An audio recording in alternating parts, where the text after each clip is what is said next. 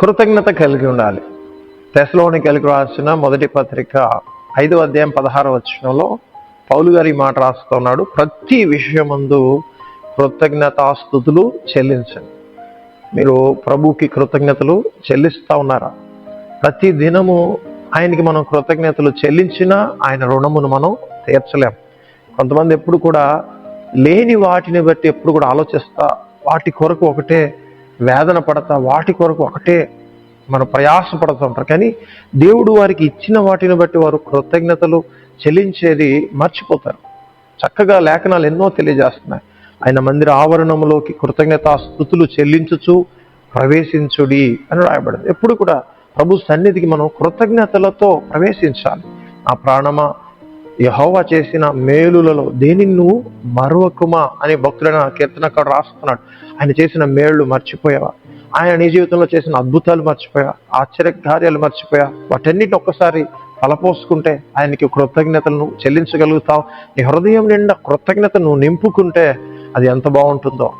ఎప్పుడైతే నువ్వు కృతజ్ఞత చెల్లిస్తున్నావో దేవుడి యొక్క కృపను, దేవుడి యొక్క మంచితనాన్ని, ఆయన యొక్క ఆశీర్వాదాన్ని నువ్వేం చేస్తున్నావు అంటే అక్నాలెడ్జ్ చేస్తున్నావు, ఒప్పుకుంటున్నావు. ప్రభా, నేను బ్రతుకున్నది నీ వల్లనే, ప్రభా ఇవన్నీ కలిగి ఉన్నది నీ వల్లనే, ప్రభా నేను ఈ స్థితిలో ఉన్నా అంటే అది నీ కృపే అని ఒప్పుకుంటున్నావు. అలా ఒప్పుకున్నప్పుడు ఏమవుతుందంటే నీ జీవితంలో ప్రభు యొక్క ఆశీర్వాదం ఇంకా అధికమవుతుంది. కాబట్టి లేని వాటి మీద దృష్టి కొంత తగ్గించి ఎక్కువగా కృతజ్ఞతలు చెల్లించే వాటి మీద నువ్వు దృష్టిని ఫోకస్ చేస్తే నీ జీవితం అద్భుతకరంగా సాగుతుందని గ్రహించవలసిందిగా ప్రభు పేట కోరుతున్నాను. అలాగే మనుషులను కూడా మనం ఎప్పుడు కూడా థ్యాంక్స్ వారికి చెప్పాలి. చాలాసార్లు మనం మనుషులు చేసే మంచి పనులను గుర్తించే స్థితిలో ఉన్నాం. చాలా విషయాల్లో మనం థ్యాంక్స్ చెప్పే హార్ట్ మనకు ఉండదు. కొంతమందిని చూస్తే ఆశ్చర్యంగా ఉంటుంది, ప్రతి చిన్న విషయంలో వాళ్ళు థ్యాంక్స్ అని చెప్తారు.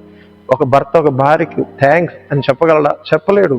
ఎన్ని సంవత్సరాలు ఆ భార్య ఆ భర్త కొరకు ఎంత ప్రేమ చూపిస్తుంది, ఎంత ప్రయాసపడుతుంది, ఎన్ని మంచి పనులు చేస్తుంది. కానీ ఆ భర్త ఎప్పుడు కూడా ఆ భార్య ఏదైతే సరిగా చేయలేదో దాని మీద దృష్టి పెట్టి ఆమెను బాధ పెడతాడు. కానీ ఆమె చేసిన మంచి పనులని ఒక్కసారి ఆలోచిస్తే ఉదయం నుంచి సాయంత్రం వరకు ఆమె అతని కొరకు పడుతున్న ప్రయాస, చూపిస్తున్న ప్రేమ ఒకసారి ఆలోచిస్తే థ్యాంక్స్ చెప్పకుండా ఉండలేడు. అలాగే భార్య కూడా భర్త ఎడల థ్యాంక్ఫుల్ హార్ట్ ఉండాలి. ఫ్రెండ్స్ పట్ల థ్యాంక్ఫుల్ హార్ట్ మనకు ఉండాలి. ఎవరు మనకు ఒక మంచి మేలు చేసినా, మంచి ఉపకారం చేసినా వాళ్ళకి మనం థ్యాంక్స్ చెప్పే హార్ట్ మనకుంటే ఎంత బాగుంటుందండి. అట్లాంటి థ్యాంక్ఫుల్ హార్ట్ని దేవుడు ఎంతగానో ఇష్టపడతాడండి. అలాంటి హార్ట్ని మనం ఇంప్రూవ్ చేసుకోవాలి. మన డైలీ లైఫ్లో థ్యాంక్స్ అనేది చెప్పడం అనేది మనం నేర్చుకుంటే మన జీవితాలు ఎంతో బాగుంటాయి. మన జీవితాలు ఆశీర్వాదకరంగా ఉంటాయి, ఇతరులకు ఆశీర్వాదకరంగా ఉంటాయి, మనకు కూడా ఎంతో ఆశీర్వాదకరంగా ఉంటుంది. మనం తృప్తిగా జీవించగలుగుతాం.